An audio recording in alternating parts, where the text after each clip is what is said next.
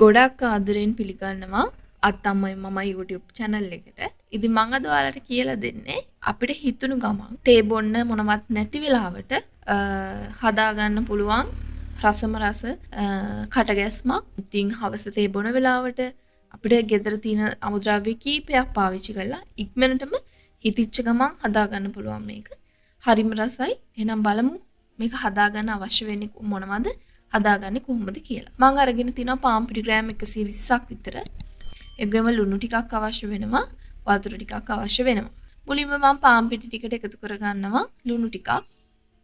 ලුණු කුඩු තේ හැඳි භාගයක් වගේ එකතු කරගත්තා. දැන් මේක හොඳට මේ විදිහට කලවම් කරගන්න ඕන. ඊළඟට පොල් තෙල් වලින් මේස හැන්දක් වගේ එකතු කරගන්නවා.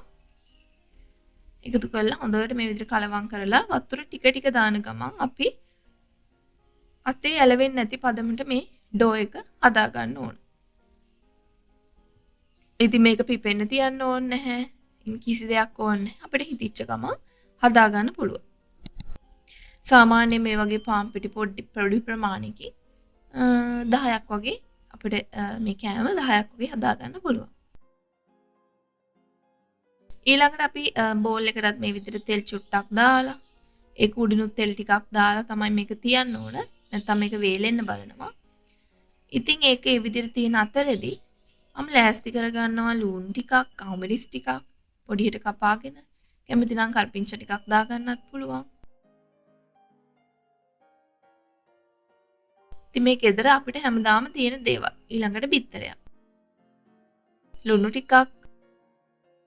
ටිකක් මේක සැරට තමයි හදා ගන්න ඕන.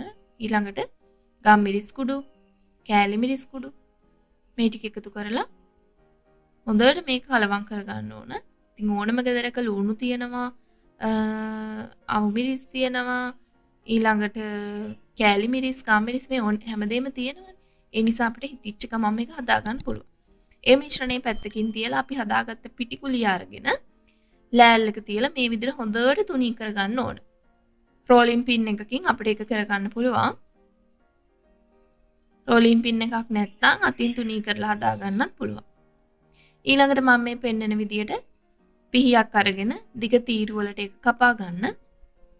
කපලා අපි හදාගත්ත මිශ්‍රණයෙන් ටිකක් ඒකෙන් තියලා ගොඩාක් තියන්න එපා. ටිකක් තියන්න තේ හැන්දක් වගේ. තියලා මෙන්න මේ විදියට හොඳට තදට නමා ගන්න. මේ බිත්තර ඔම්ලට් එක යන්තම් අපි පොඩ්ඩක් බැද ගන්න ඕන. මොකද මේ විදියට දියාරු ස්වභාවයෙන් අපිට පිටි මිශ්‍රණයට දාන්න බෑ. එහෙම වුණොත් මේක ගලාගෙන යන නිසා වටේ සීල් කරගන්න බෑ. ඒ නිසා මේක බැදලා තමයි අපි මේක ෆිලින් එක වගේ හදා ගන්න ඕන. ඒ විදියට මම මේකෙන් 10ක් විතර හදාගත්තා. හොඳට මේ විදිහට අතින් සීල් කරගන්න. අර වැඩිපුර බිත්තර මිශ්‍රණය එකතු කරොත් මේක සීල් කරගන්න බැරි වෙනවා. ඒ නිසා එකෙන් ටිකක් දාන්න.